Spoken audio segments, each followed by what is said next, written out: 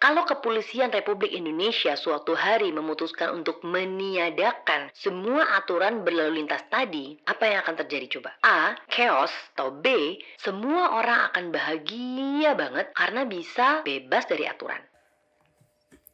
Kenapa sih Islam itu ribet banget? Makan ini nggak boleh, minum itu dosa, cara berpakaian diatur, cara makan diatur, bahkan buang air pun nggak bisa semaunya sendiri.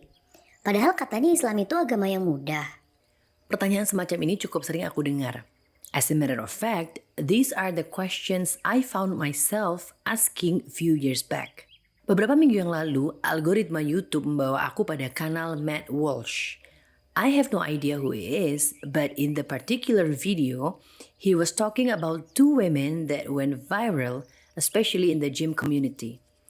Jadi ceritanya dua cewek ini lagi nge-gym kan. Mereka nge-gym di tempat dan waktu yang berbeda ya, tapi kasusnya sama. Terus biasalah sekalian live pakai handphone yang ditaruh di depannya gitu. Nah, mereka sama-sama merasa bahwa laki-laki yang ada di belakang mereka itu semacam kayak checking them out in a creepy way. And they felt sexually assaulted. Padahal menurut penilaian hampir semua viewers, mereka berdua ini cuma kegeeran aja. Tapi emang si dua cowok tertuduh itu biasa aja, nggak creepy yang gimana gitu menurutku. Nah, Matt Walsh ngebahas tentang kelakuan perempuan-perempuan macam ini yang ternyata meresahkan para lelaki yang pengen nge-gym. Dan viewers dia yang cowok juga pada cerita kalau mereka pernah kena tuduhan yang sama juga. Yang bikin menarik adalah di akhir video tersebut, Matt Walsh bilang kalau satu-satunya solusi yang paling masuk akal supaya hal serupa tidak terulang dan para lelaki bisa konsen nge-gym adalah apa coba? Separate gym. Yes, you heard it right. Karena menurut dia semakin kesini perempuan semakin nggak bisa ketebak jalan pikirnya. Jadi akan lebih mudah untuk semuanya kalau gym itu khusus perempuan dan khusus laki-laki. And to my surprise, most of his viewers are agreeing to this idea. Sounds familiar, no? They come up with a solution that Islam has provided 100 years ago. Salah satu syariat Islam yang menurut kebanyakan orang ribet adalah dilarangnya ikhtilat, yaitu bercampur baur laki-laki dan perempuan yang bukan mahram tanpa ada uzur syar'i. Maksudnya, ada beberapa situasi di mana hal tersebut dibolehkan karena memang tidak dapat dihindari. Tapi pernikahan dan gym bukan termasuk salah satu situasi dibolehkannya ikhtilat. Tapi mereka berpikir, Allah, semua mah tergantung niat dan iman. Kalau niatnya lurus, ya nggak masalah campur baur. Kalau imannya tebel, ya nggak ngefek ada cewek-cewek seksi di depan mata. ternyata orang Amerika yang katanya paling open-minded, laki-lakinya malah ngerasa nggak aman dari fitnahan perempuan-perempuan semacam itu dan pengen ada gym khusus laki-laki. Dulu kalau ada orang yang tanya sama aku pertanyaan di awal tadi, jujur aku nggak bisa jawab. Karena aku ngerasa ya emang agak ribet sih, Islam banyak aturannya. Tapi setelah alhamdulillah pelan-pelan Allah mudahkan aku untuk bisa belajar, aku nemu analogi yang cukup sederhana tapi mudah dimengerti insya Allah. Jadi gini, kita semua pasti pernah menggunakan jalan raya kan? Baik sebagai pengendara motor, mobil, maupun pejalan kaki. Begitu kita setuju untuk menggunakan jalan raya, maka kita otomatis terikat dengan aturan berlalu lintas. Nah, aturan ini banyak apa sedikit coba? Berapa banyak rambu yang harus kita pahami artinya?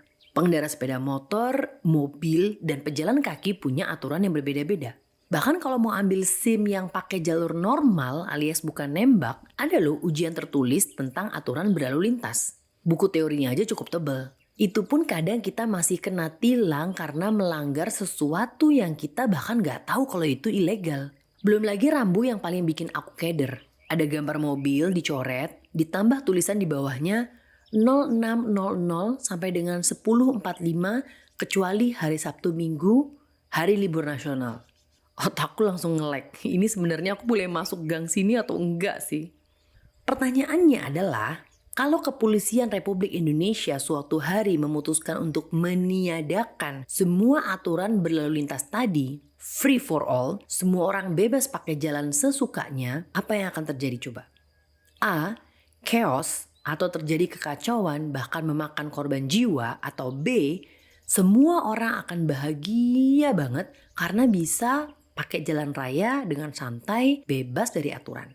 I think nobody in their right mind would choose B. Karena ya logika aja lah ya, udah segitu banyaknya aturan aja masih ada kecelakaan lalu lintas. Apalagi kalau nggak ada aturan sama sekali. Aku juga mau share pengalamanku sendiri. Sebagai perempuan, pasti yang paling berat untuk dilakukan at some point of our life adalah berpakaian sesuai dengan syariat Islam. Di sini aku nggak akan jelasin dengan detail ya, karena bakal panjang dan udah banyak banget kajian tentang hal ini dari guru-guru kami yang ada di YouTube. Aku sempat ada di fase yang aku sebut sebagai zaman hijab style. Tiap hari mantengin YouTube untuk belajar tutorial hijab terbaru. Yang trendy lah supaya kelihatan menarik. Tiap kali mau keluar rumah, styling hijab aja butuh waktu 30 menit sendiri. Entah berapa pentul yang dipakai, belum lagi model lilit yang bikin susah nengok dan susah nelen makanan. Masalah lain muncul saat setelah wudhu, yaitu bingung ngembaliin hijab ke bentuk awalnya. Akhirnya lama di musola itu bukan karena sholatnya, tapi karena benerin hijabnya. Qadarullah aku terbaca sebuah kalimat di Instagram. Simple tapi ngena banget. Hijab sesuai syariat itu nggak butuh tutorial. Karena syariat Islam sederhana. Setelah aku ikhtiar mengganti model hijab ke khimar, Masya Allah hidup tuh jadi jauh lebih mudah. Iya, hal sesimpel itu aja bisa bikin impact yang cukup besar di hidupku sehari-hari. Keluar rumah nggak pakai lama, pakai khimar yang istilahnya tinggal slup, tanpa pentul sama sekali udah nutup semua bagian yang perlu ditutup. Mau wudhu 3 kali juga gak masalah. Tinggal slup pakai lagi, siap sholat. Nah ini yang plus-plusnya juga nih pakai khimar, nggak perlu bawa mukena. Apalagi kalau kita bisa jaga wudhu di antara 2 waktu sholat. Tinggal skip antrian wudhu dan bisa langsung sat ambil posisi dan sholat. Selesai sholat tinggal berdiri, nggak ribet ngelipet-ngelipet mukena. Leher gak kecekek, ngunyah juga enak, dan kena angin juga gak akan terbang. Aku sampai mikir, kok bisa ya dulu aku mikir syariat Islam itu ribet ngatur-ngatur cara berpakaian perempuan, padahal ternyata sesimpel dan senyaman ini rasanya. Akhirnya aku sadar kalau syariat Islam itu memudahkan yang sulit, menyederhanakan yang rumit, dan yang paling penting adalah menjaga kita dari keburukan yang bahkan kita tidak sadari. Kebayangkan betapa sulitnya berlalu lintas tanpa ada aturan. Karena aturan berlalu lintas dibuat untuk memudahkan, bukan malah menyulitkan. Jadi sulit kalau kita nggak paham dan bahkan nggak mau belajar. Tapi kalau kita udah hafal di luar kepala semua rambu, nyetir dan jalan kaki jadi enak kan? Nggak takut tiba-tiba ditabrak mobil dari arah samping kalau kita jalan pas lampu hijau. Nggak takut tiba-tiba ditabrak pas lagi nyebrang di Pelican Cross. Coba sekarang nyetir atau nyebrang di jalan negara perindapan. Apa nggak stres tuh? Sama halnya dengan syariat Islam dan dengan segala aturannya yang sangat detail tentang ibadah serta kegiatan sehari-hari. Tujuannya adalah supaya kita nggak perlu susah-susah menebak-nebak atau bahkan bereksperimen gimana caranya beribadah, gimana caranya bermuamalah. Cukup ikutin aja apa yang ada di Al-Quran dan hadis. Kaidah sederhananya yang guru-guru kami hafizahumullah selalu ajarkan adalah hukum asal ibadah adalah haram sampai ada dalil perintahnya. Dan hukum asal perkara dunia adalah halal sampai ada dalil larangannya. Gak perlu mikir susah-susah ibadah tuh harus gimana sih supaya bisa berpahala. Semuanya udah ada di Al-Quran dan hadis.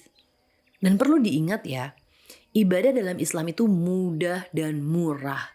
Jadi kalau ada ibadah yang jelimet, ruwet, dan ribet, apalagi sampai perlu ngeluarin uang banyak, bahkan sampai dibelain ngutang sana-sini, nah itu perlu dipertanyakan lagi dalilnya. Gak perlu mikir susah-susah gimana cara menghormati orang tua, gimana cara bertetangga, gimana cara berumah tangga, dan gimana cara mendidik anak supaya semua bisa aman, nyaman, tentram. Karena semua udah ada di Al-Quran dan hadis. Kami tidak menurunkan Al-Quran ini kepadamu, Muhammad, agar kamu menjadi susah. Tetapi sebagai peringatan bagi orang yang takut kepada Allah. Surat Thaha ayat 2 dan 3. Aku akan bacakan tafsir ringkas dari 2 ayat ini versi Kementerian Agama Republik Indonesia ya. Wahai Nabi Muhammad, kami, yakni Allah melalui Jibril, tidak menurunkan Al-Quran ini kepadamu agar engkau menjadi susah akibat ditolak dan dimusuhi kaummu, atau dituntut untuk melaksanakan kewajiban di luar batas kemampuanmu. Kami tidak menurunkan Al-Quran kepadamu melainkan sebagai peringatan bagi orang yang takut kepada Allah dan ikhlas menaati ajaran dan perintahnya. Aku juga baru sadar kalau semua keruwetan yang ada dalam hidup kita ini sumbernya tuh cuma satu, yaitu kesotoyan kita dalam mengambil keputusan dan mencari solusi yang bukan bersumber dari Al-Quran dan hadis. Kalau kata Bapak, gaye carpe diem. Coba deh, di sepertiga malam ini kita muhasabah diri dan lihat ke belakang. Coba belajar mengurai keruwetan hidup kita sendiri. Dimulai dari diri sendiri. Bukan nyalahin keadaan atau bahkan orang lain ya. Coba dipikir lagi, berapa kali kita memutuskan sesuatu tanpa sholat istiqoroh? Berapa kali kita memilih sesuatu hanya berdasarkan feeling aja sesuai dengan apa yang kita mau? Berapa kali kita melanggar syariat hanya karena menurut kita itu ribet dan gak bisa menghasilkan keuntungan duniawi yang lebih besar? Well, what I'm trying to say is, selama kita gak mau tahu, gak mau belajar dan gak mau paham, syariat Islam akan selamanya terasa ribet, sulit, gak praktis, dan lain-lain. Sama kayak zaman SMA dulu, menurutku fisika itu ribet, sulit, bahkan gak masuk akal. Tapi menurut sahabatku Rani, fisika itu biasa aja. Dan dia bisa dengan gampang nyelesain ulangan fisika berapapun jumlah soalnya. Jadi yang bikin fisika ribet itu adalah rumusnya atau ketidakmauan aku untuk belajar. Yang bikin syariat Islam ribet itu aturannya atau ketidakmauan kita untuk memahaminya. Setiap kali ujian sekolah dulu kita selalu semangat belajar yang namanya kisi-kisi ujian. Supaya apa gitu? Supaya mudah kan menjalani ujiannya. Nah, syariat Islam itu adalah kisi-kisi dari semua permasalahan kehidupan. Mulai dari penciptaan langit dan bumi sampai kiamat, bahkan sampai kehidupan di akhirat kelak. Kalau kisi-kisi ujian bisa meleset, syariat Islam gak akan meleset. Karena yang bikin bukan manusia yang hanya bisa mengira-ngira. Tapi yang bikin adalah Allah Jalla Jalaluhu Sang Maha Pencipta. Allah tahu dengan jelas detik ini, bulan depan, 100 tahun lagi, bahkan apa yang terjadi setelah kiamat.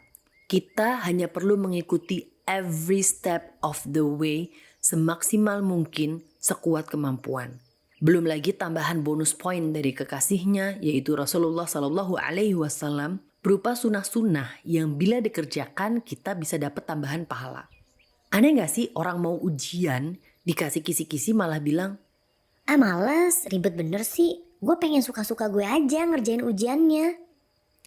coba deh buang semua ego, buang semua kalimat, menurut aku, kayaknya sih, rasanya kok. Dan paksa diri kita untuk perlahan-lahan menaati syariat Islam. Gak perlu maksain langsung banyak.